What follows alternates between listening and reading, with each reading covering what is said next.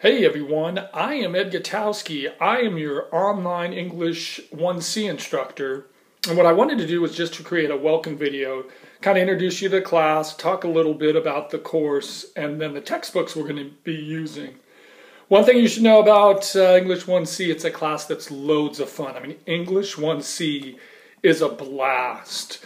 Basically, what English 1C focuses on one thing only. It really focuses on rhetoric and argument. So I guess I could argue that those are two things that our class focuses on. But we get to spend the entire course basically examining rhetoric and argument. And we're going to get into some really cool and fun ideas. We'll get into kind of logos, pathos, ethos, the rhetorical triangle. I'll get into the Socratic method, the Rogerian argument, and if you're lucky, we'll even get into some stasis theory. When I get into stasis theory, let me tell you, students love stasis theory. But either which way, our class is going to be lots of fun. Basically, what you're going to see throughout the first couple weeks of the semester, I'll make some videos and I'll post them. We will never have a Zoom session on class, so you can basically get to work at your own pace. I'm giving students, give or take, a week to complete all the coursework and course assignments. I have Zoom office hours. And so feel free to just come by my Zoom office hours if you want to just say hi, introduce yourself. But basically, mostly what I'm going to do is kind of post some lectures throughout the term. And it's going to be really fun. So let me talk about the textbooks that are required for class. So all the books are required for class. So the first one we're going to use is called Everything's an Argument. And I've been using this textbook specifically for the last couple of terms. I really think I started to use it right before we went to COVID, but I've got a really positive feedback from students. It's a really good textbook that'll help us to understand how rhetoric and argument works. There's some great lesson plans. It's accessible to students. The second book we're going to look at is the Siegel Reader Essays.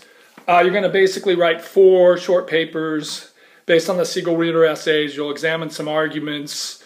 Siegel Reader Essays voted the most popular book that I use. I mean, I think students really liked the articles that I picked, and really the number one complaint that whenever I use the Siegel Reader essay is that we don't read it enough. So I'll probably be bringing it in enough so that we make sure we read everything on it. But students love the Siegel Reader essay. So the first book we're going to look at is a book called It Can't Happen by Sinclair Lewis.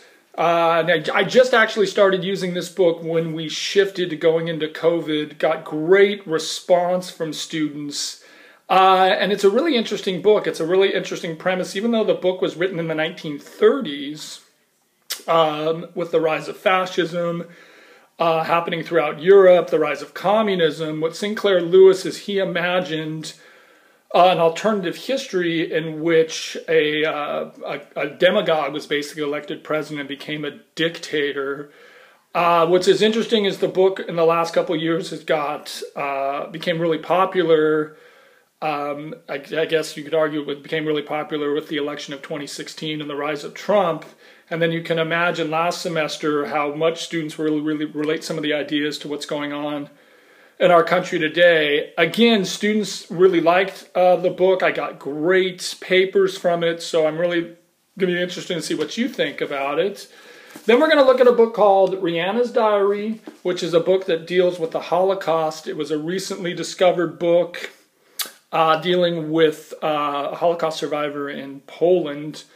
And what's interesting about this book, it's been compared to The Diary of Anne Frank, although giving us a different perspective because Rihanna basically is facing World War II as the Russians occupy at one point and then the Nazis occupied another, and then we get to see the impact of the Holocaust. Students last semester loved it, and again, it's one of these books that I've just been using ever since we went to COVID. The final book is a book called The Fire is Upon Us about James Baldwin and William F. Buckley. Believe it or not, that book, students tell me that we kind of will end class, but students really liked that book because it'll really examine issues of race in America. James Baldwin's one of the great African-American writers of the last half of the 20th century. And when we get to that book, class just opens up and becomes a lot of fun. We will also end reading Shakespeare's Henry V. And Henry V is a great play. It's an epic play. It's a play about war, rhetoric, and politics. And I've really, over the course of the last couple of years, really tailored it so it's accessible for students. They really seem to come away and appreciate it, even though I know that Shakespeare can be challenging. It may seem like there's a lot of reading in the class. It all works out. Again, I'm only using these books because I've had great success with them. So just wanted to let you know what the books we're going to be reading. The first week of class will be really pretty easy. It's going to be, I'm just going to sort of glide us into class. So I will look forward to seeing what you have to say, and I'm super excited about our class because it's going to be loads of fun.